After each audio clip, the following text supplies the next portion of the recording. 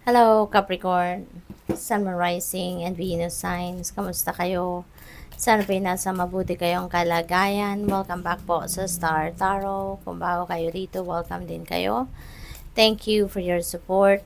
I truly appreciate it. God bless you all. Capricorn, paunang mensahe ninyo, we have the energy of the whale, great worry over nothing. So, siguro masyado kayo nag-aalala, nag-overthink, pero hindi naman kailangan. 'Di ba? Great worry over nothing, sobra. Sobra kayo nai-stress siguro dito, pero hindi naman dapat. Okay? Kaya if this message resonates with you, alam ninyo kung ano to, no? At alam ninyo kung sino kayo na sobra kayong merong pinag-aalala pero useless naman pala, no? Nonsense lang yung pag-aano ninyo, pag-aalala kasi wala naman kayong dapat na ipag-alala. We have the sun, happiness and well-being. So there could be various reasons dito, no? For your happiness. Marami kayong kinakasaya or ikakasaya sa ngayon, lalong-lalo na siguro dahil maganda rin ang inyong pakiramdam, no? Nasa ayos din ang inyong pakiramdam. What else?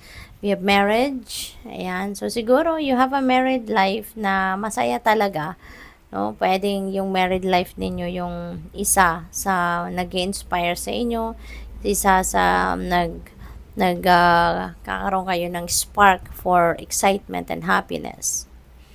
Pwede rin ang iba sa inyo dito baka magpapakasal, baka papasok pa lang kayo sa married life. We have wall, misunderstanding. Ayan. So, pwede rin, na ang iba sa inyo rito, baka yung misunderstanding na to is with your person. Pwedeng ganon, no? So, but, depende sa inyong sitwasyon. Just take as it resonates, okay? We have grapes. Time to go out and have fun.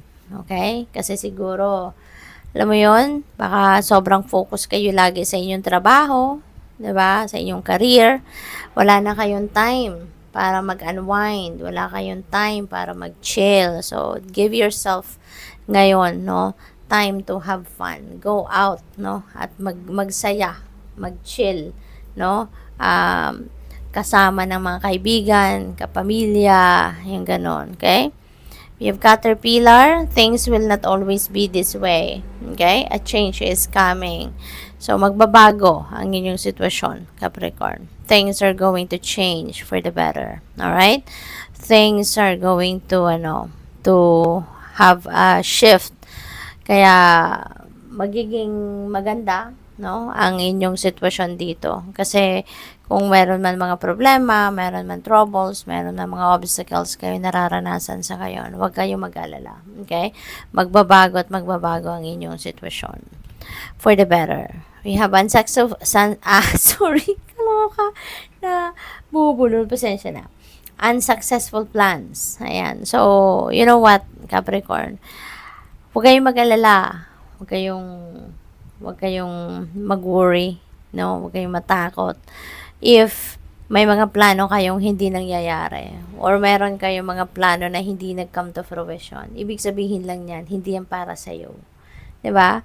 Otherwise, kung yan ay para sa'yo, kung yan ay ikakabuti mo, if that's best for you, ibibigay yan sa'yo ng divine. Pero since na dininay niya sa'yo yung plano na yan, hindi binigay sa'yo, hindi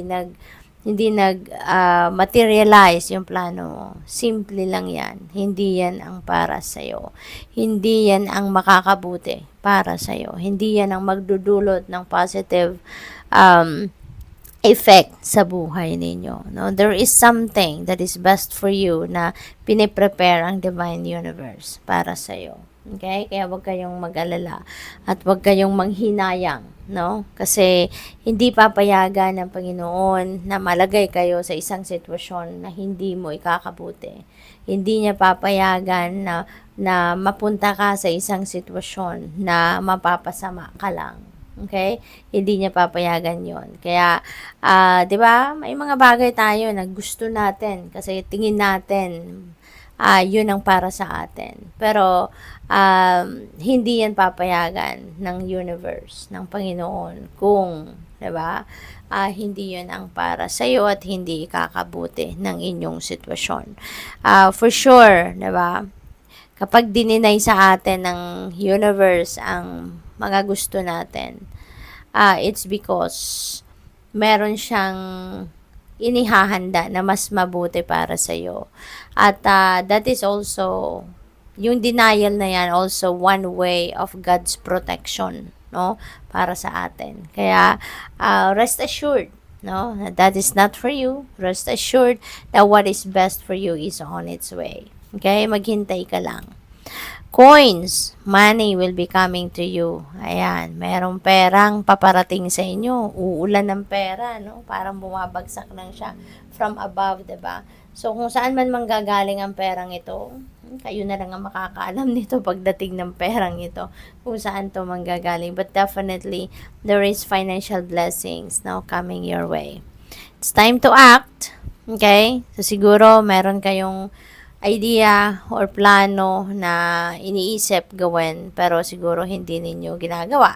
No, hindi pa ninyo ginagawa. Baka nagdadalawang isip pa kayo. So, iniimbitahan kayo ngayon na mag-take action na kayo.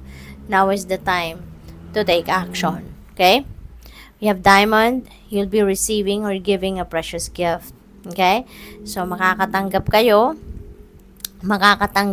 ng isang importanteng regalo or pwede rin na ang iba sa inyo, pwedeng meron kayong matatanggap, meron din kayong ibibigay or baka meron or hindi kayo yung makakatanggap pero kayo yung magbibigay. So, pwedeng ganun din ang ganap dyan. We have funnel, period of frustration, lessons to be learned. Ayan, so definitely yung frustration na to related dito sa knot energy. Pero wag na, no? Capricorn, wag na. Kasi alam naman natin lahat, 'di ba, na everything happens in divine order and timing. 'Di ba? At lahat naman, kagustuhan ng divine universe. Kaya ibig sabihin, hindi to para sa iyo, kaya hindi binigay sa iyo. Kaya wag na kayong ma-frustrate. Huwag na kayong malungkot, no? Ang importante rito, lagi kayong makinig sa inyong intuition kasi for sure, merong guidance sa inyo ang Panginoon. Merong guidance ang divine universe na pinapadala sa inyo to guide you, no? Kung ano nang sunod mong gagawin, what is the focus, no? What is next for you? Anong next thing na dapat mong gawin sa ngayon?